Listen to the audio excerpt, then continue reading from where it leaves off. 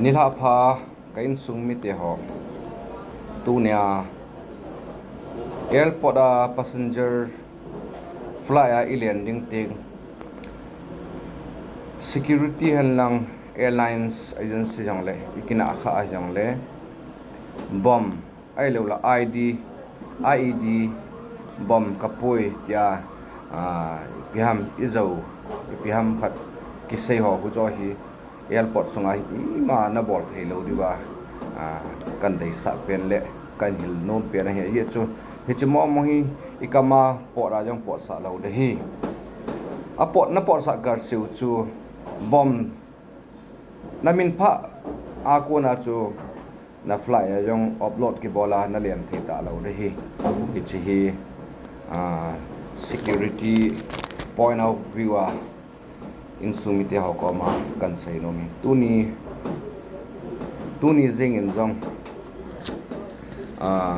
kol ho khat tiu te date 23 tuni Delhi army ho ahin Indian Army RR